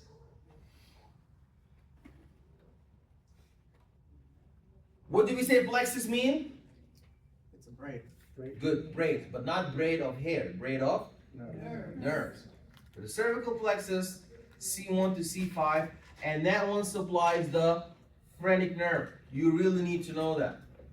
What is the phrenic nerve? The phrenic nerve is the nerve that stimulates your diaphragm. What is the diaphragm? No, diaphragm is not in the esophagus. That's the esophagus. The diaphragm is under the lung. The diaphragm is like the stair that pushes up the lung and relaxes it. Clear?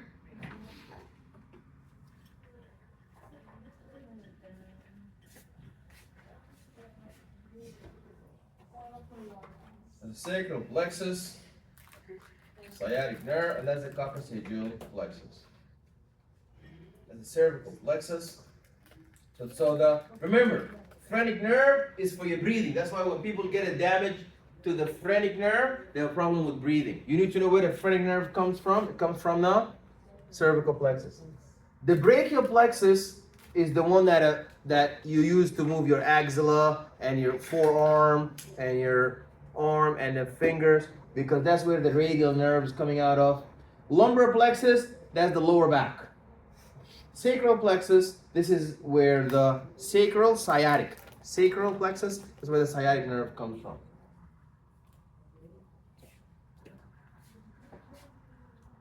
See that the cervical plexus, and that's the brachial plexus. And that shows you the cutaneous innervation of the hand by the nerve in the brachial plexus. That's the lumbar plexus, and this is the sacral plexus.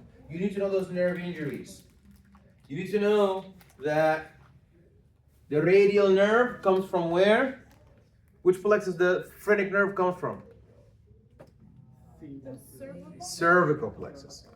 The phrenic nerves come from the cervical plexus, and the radial nerve comes from the brachial plexus. And people who are on crutches, they compress their axilla to the crutch. There is mechanical trauma causing inflammation and damage to the radial nerve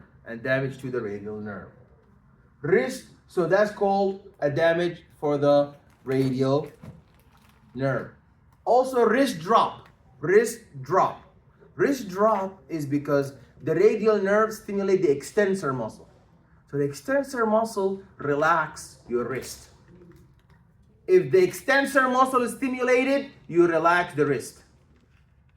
If the flexor muscle is stimulated, you flex the wrist. They have a radial nerve defect. That means they cannot do what? Flex or extend? They cannot extend. So that's why they always look like that. Flex. Their head always flexing like this. Seen those patients? Some patients, I've seen them. They just walk around like that because they cannot extend.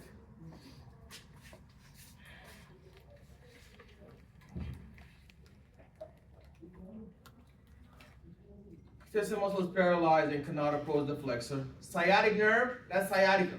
That's the worst pain.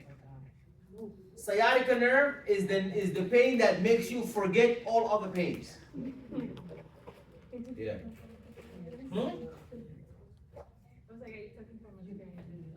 Actually true. But that's why they call it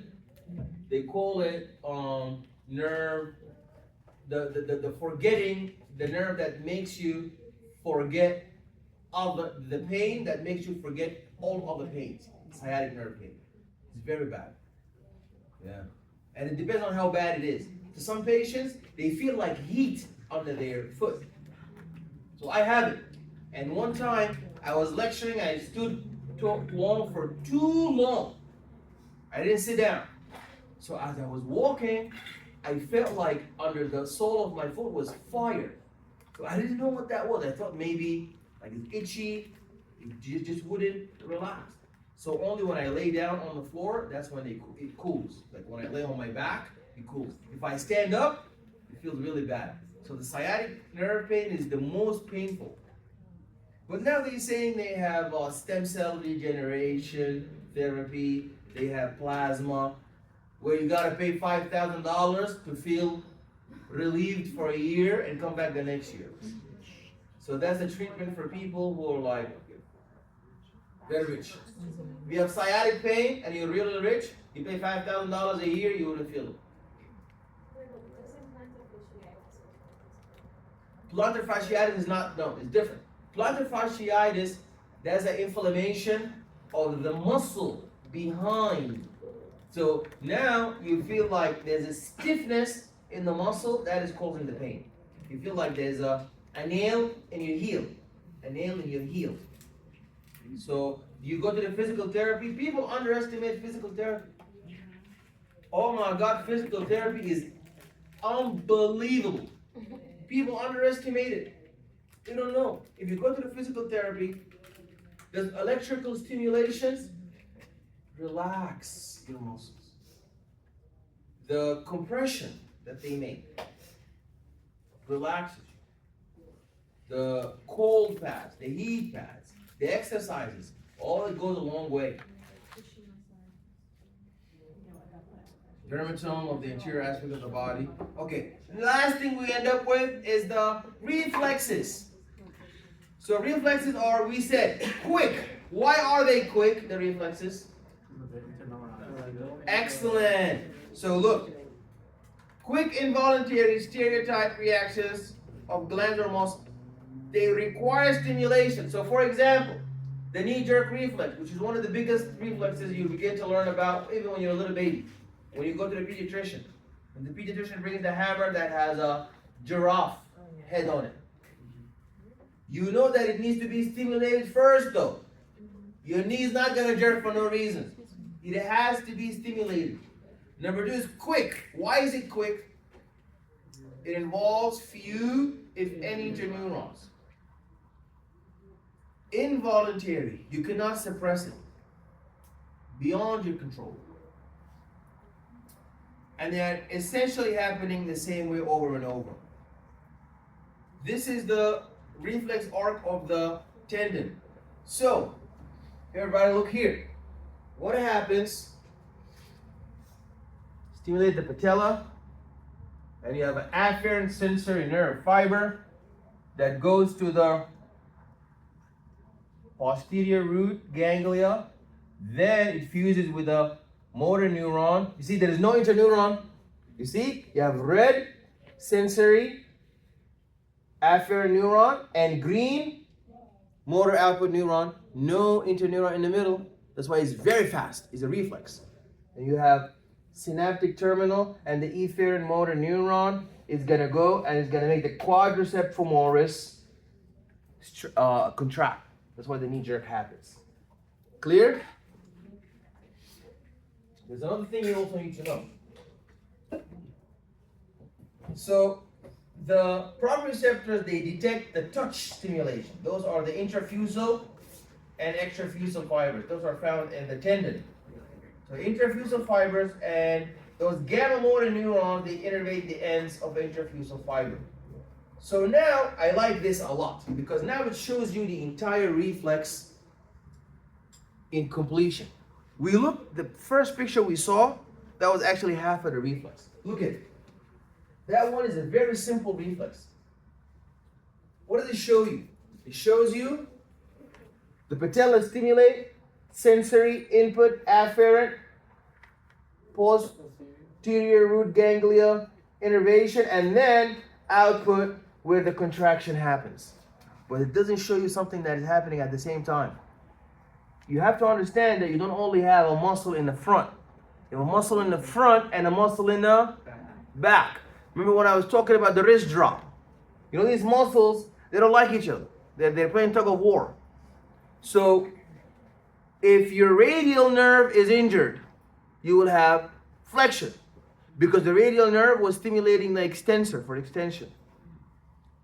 In order for the rectus femoris to contract, who needs to relax? Hamstring. The hamstring. So now he's going to show you the complete circle.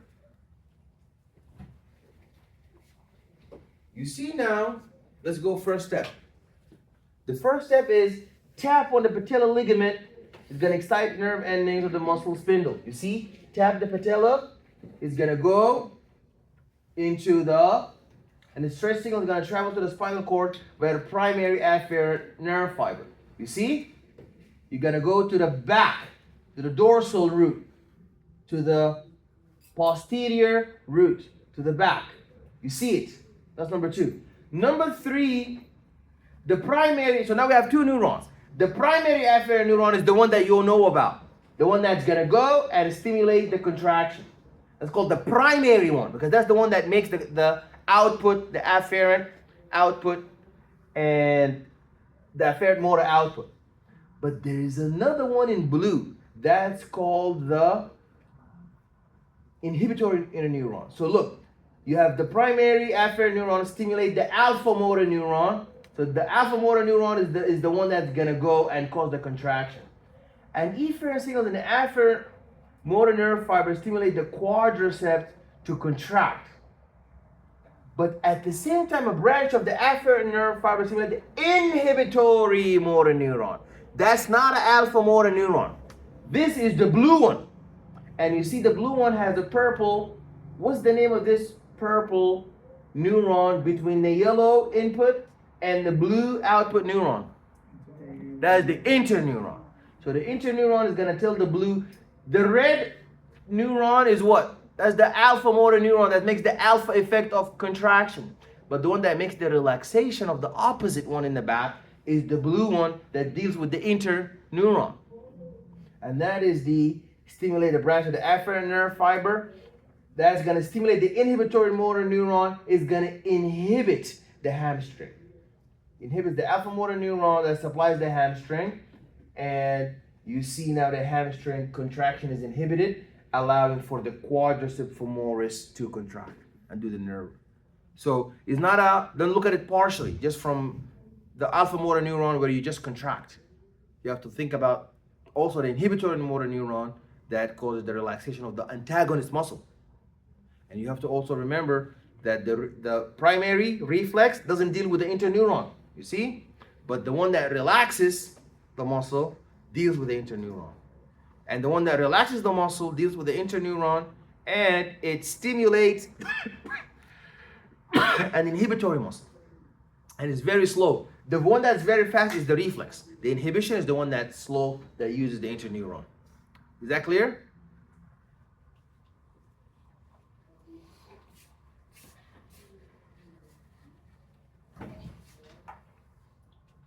Talking about the flexor reflex, the polysynaptic reflex. Okay, this one is an interesting reflex also. When you step on glass, you have 2 issues here. You were walking. Have you ever been walking somewhere and you stepped on glass and out of nowhere you went like this, but you didn't fall? You didn't fall. So you did 2 things at the same time. What were they? 2 things that you did. Number 1, you withdrew your foot from glass. And number 2, you didn't fall. Those are 2 different things happening at the same time. You withdrawing your foot from the pain, noxious nociceptor, and 2, making sure you don't lose balance. So let's see how it happens. Number 1, you step on glass, that's going to stimulate the pain receptors, the nociceptors on the foot you stepped on glass with. Then there's going to be an afferent ipsilateral flexor to contract, so you can pull your foot away from glass. That's the first step. The stepping on glass, then it's gonna go to the sensory neuron, and it's gonna, you see that we're dealing with many purple interneurons. The purple interneurons are going to stimulate ipsilateral motor neuron to the flexor so that you can flex your foot. So, if you step on glass with your right foot or left foot, you're always going to have an ipsilateral cycle. So you step on this is the right side. This is the right side of the spinal cord. That's the left side of the spinal cord. If you step with the right foot, the ipsilateral is going to be sensory input that's going to the right side of the posterior back of the posterior horn of the spinal cord. The interneurons are stimulated, and then you're going to have ipsilateral contraction of the flexor muscle. Is that clear? So the issue here is not just stepping away from glass. I don't want to fall. So let's see that. Number 2, contralateral motor neurons to the extensor muscle are excited. To excite the contralateral extensor muscle in order for you to be able to stand. So here you see extension of the left leg, and that's a cross extension reflex. So the first thing here was the withdrawal of the right foot, and then the extension of the left leg so you can stand on your left leg. Because you stepped on glass with the right foot, and now you have to withdraw it up. So you have to maintain the left foot to support you. So that's another cycle. So 2 are happening at the same time. One cycle to withdraw the foot from glass, and the other cycle in order to maintain that you stand on the other foot, you don't fall down. Clear?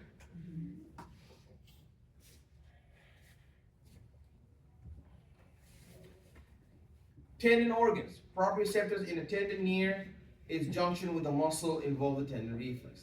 Tendon reflex is a response to excessive tension on the tendon. Tendon organ. So now those are the diseases you need to know, like spinal cord trauma. So if you traumatize the spinal cord, you will not be able to move waist down. So complete transection of the spinal cord is when there's a complete severance of the spinal cord. There's immediate loss of motor control below the level of the injury, and above C4 poses a threat of respiratory failure. Paralysis has 3 forms: paraplegia, paralysis of both lower limbs; quadriplegia, paralysis of all 4 limbs; and hemiplegia, paralysis on one side of the body. We have paresis. These are partial paralysis of weakness of the limb. Paresis meaning that the weakness of the limb. Any questions? Any question? Okay, so your exam is not next Tuesday. Is when? I thought next Tuesday.